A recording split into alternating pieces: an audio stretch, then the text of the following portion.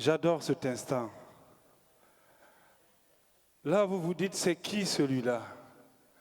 Il n'était pas là lors de la présentation. C'est toujours l'humour qui continue ou bien c'est un défilé de mode? Tu vois, j'aime ça quand je suis en train de vous embrouiller les idées. On ne sait pas pourquoi je suis là. Mais rassurez-vous, je suis humoriste. Mais bien avant de commencer, j'aimerais essayer un truc. Il faut savoir que tout ce qui est là a été essayé. On a essayé le micro, on a essayé les humoristes. Maintenant, on va essayer le public.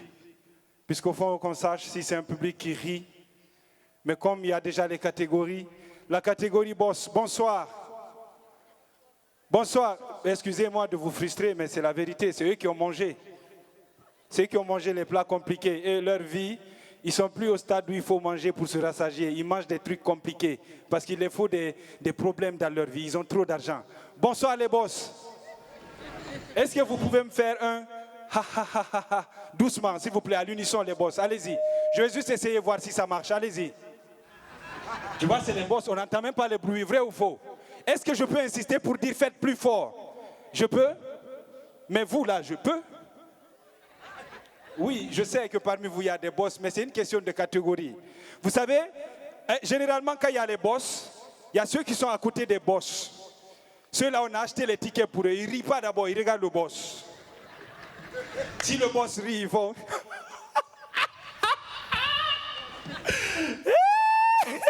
Il est fort.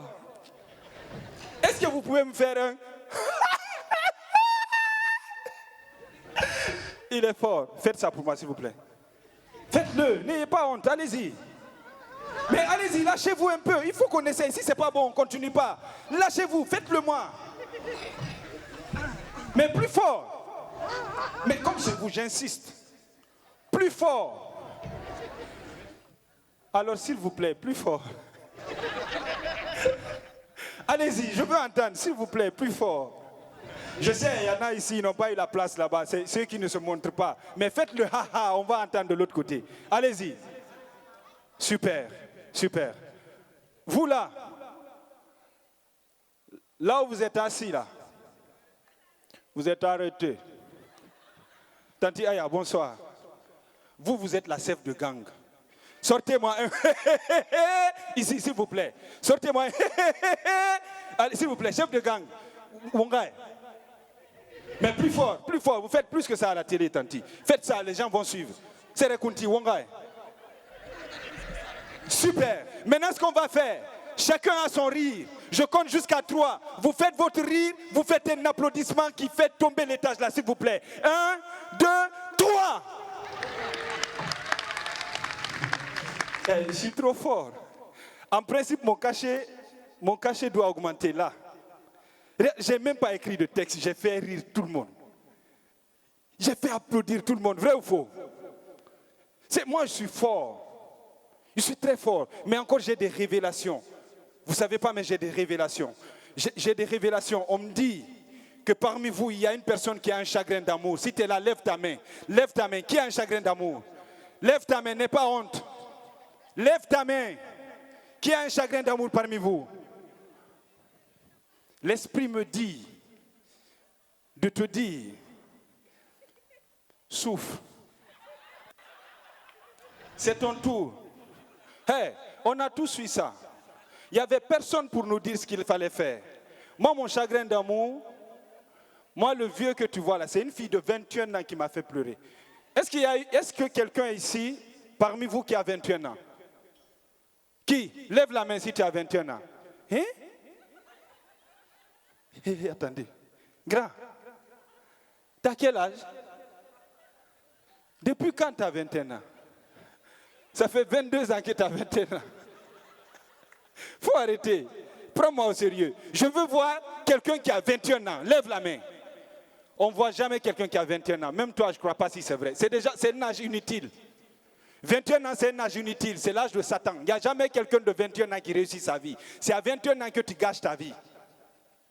21 ans, tu es arrivé à l'université, tu penses que non, ta vie est réussie, maintenant tu es adulte, tu fais ce que tu veux. C'est là qu'elle perd la virginité.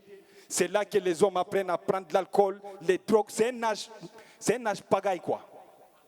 Et moi, je suis tombé sur une fille comme ça. Mais je ne savais pas. Si je savais qu'elle avait 21 ans, je ne l'avais pas invitée. Elle est venue avec moi chez moi. On était couché. Elle était couchée sur ma poitrine. On discutait. On parlait de notre avenir. Direct, le même jour. Mais elle savent faire des initiatives. Elle parlait d'avenir. Elle dessinait des trucs ici. Vous dessinez quoi? Elle dessinait des schémas sur ma poitrine ici, comme ça, en me parlant des noms de nos futurs bébés. On parlait de la villa qu'on allait construire avec piscine en bordure de mer, comme ça. Mais ce que je n'ai pas compris, on avait des projets d'avenir. Elle est rentrée, elle ne m'a plus jamais rappelé. En fait, ce qui se passe dans sa tête en ce moment, c'est bizarre. Tu te dis, c'est parce que ma bouche sent ou quoi? Parce qu'elle ne t'a rien dit. Toi, tu sais que vous aviez des problèmes, vous aviez des projets. Elle s'en va, bullshit. Et généralement, les filles qui font ça, ça s'appelle le ghosting. Les filles qui font ça, c'est les filles malinquées. Est-ce qu'il y a une fille malinquée ici? S'il y a une fille malinquée, faites du bruit. C'est les filles malinquées. C'est-à-dire que la fierté de ces gens, c'est ce qui fait mal le plus. Tu vois, moi, par exemple, aujourd'hui, j'ai réussi ma vie. Mais ce n'est pas le genre de fille qui regrette. Parce qu'il n'y a jamais rien au monde qui pousse un homme à réussir qu'une déception amoureuse. Quand tu as une déception, tu deviens brutal. Panthère blessée, tu bouffes tout sur ton chemin, tu réussis ta vie. Parce qu'il faut que l'autre sente que tu as réussi. Mais une fille malinquée s'en fout de ça. Tu vas réussir ta vie et puis quoi? Ce n'est pas le genre qui connaît « excuse-moi ». C'est-à-dire que moi, je vis avec ce gourmand dès maintenant là. Moi, je vais te conseiller quoi? Je vais te conseiller quoi? Alors, je me présente, je suis Bapa Oumar. Il y en a qui me connaissent ici par applaudissement. Plus de 9% de l'Assemblée. Déjà, je fais plus que le bac cette année. Ouais, plus que les chiffres du bac, ce qui veut dire que je suis fort, on est d'accord. Maintenant, ce qu'on va faire, faisons simple. Ceux qui ne me connaissent pas, approchez-vous de ceux qui me connaissent. Ils vont vous parler de moi. On va terminer ça ici. Dites-leur, parlez de comment je suis fort. On va terminer, s'il vous plaît. Même moi, je suis pressé. Il y a assez de gens derrière. Moi, je suis très fort. Mais malgré mon sens de l'humour, qui ne souffre d'aucune contestation, il arrive des fois que j'envoie des vannes. Personne ne rit. Oui, mais ça s'explique. OK? Les gens disent que moi, j'ai une plume très fine, tellement fine qu'il faut avoir une intelligence au-dessus de la moyenne pour comprendre mes vannes.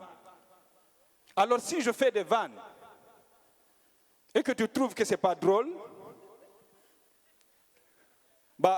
on se rappelle qu'il y a eu 9% d'admis au bac l'année, non? Les 91% qui restent, ils ont des parents. On se comprend ou pas? Mais sincèrement, c'est une arnaque, c'est faux. Moi, j'ai peur pour les gens qui disent que je suis intelligent. Ça, c'est une façade. Moi, je suis un fou. Moi, dans ma tête, c'est les embouteillages de Bambeto. Dans ma tête, tu sais quand on lance une courrie, tu sais quand on lance les courries, de la façon dont ça se couche, parfois c'est comme ça, parfois c'est comme ça. Il y a des embouteillages, il y a des blocages dans ma tête, moi-même je ne sais pas. Moi, quand je monte sur un bâtiment, sur un immeuble, au 5e étage, tu posais, il y a toujours une idée dans ma tête qui me dit, saute. Si tu sautes, est-ce que tu vas mourir? Mais je dis, mais t'es fou? On est au 5e étage, tu me poses cette question, c'est moi qui me parlais. Il dit, peut-être tu as des super pouvoirs. On ne le saura jamais si tu ne sautes pas. Essaye. Ça vous arrive aussi?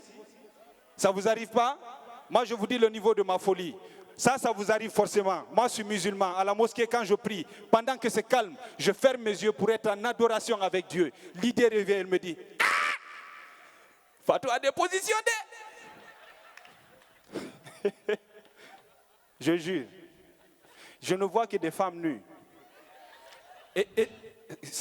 Dénoncez-vous, ça vous arrive ou pas? Moi, je ne suis inspiré pour les positions que lorsque je prie. Je vous dis que je ne suis pas normal, vous pensez que je suis intelligent. Et je te promets, dès que je ferme les yeux, je vois des femmes nues, je vois des positions bizarres. Et toi, tu es dans mon camp. Toi, lui, il voit sa vie.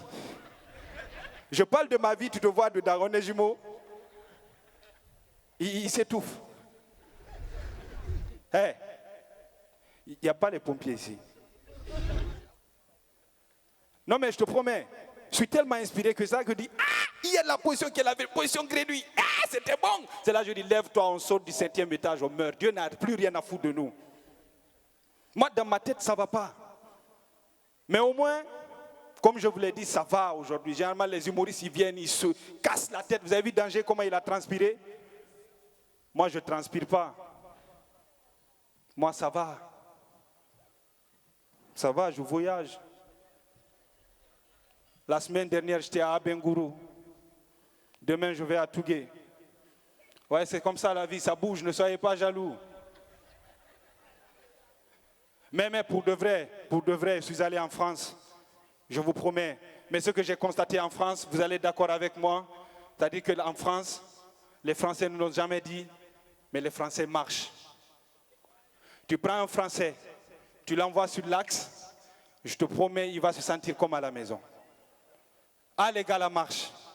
Et actuellement, il y a une pandémie grave en France. Ça, je vais appeler ça une pandémie. Il y a une invasion de rats.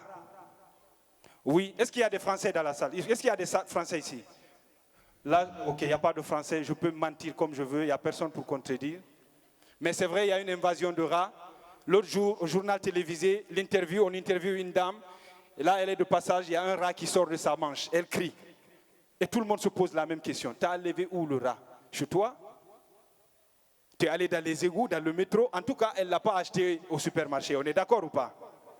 Et là, j'étais avec un gars, il me fait, écoute, ça c'est vraiment grave. Des individus qui viennent, ils s'accaparent de tes biens, ils creusent partout. C'est vraiment aberrant. Je réponds, écoute, nous aussi en Afrique, on connaît ça. Hein? La personne me dit, mais vous en Afrique, les rats, ça se comprend. Bah, j'ai de la répartie. Dans ma tête, il y a une folie.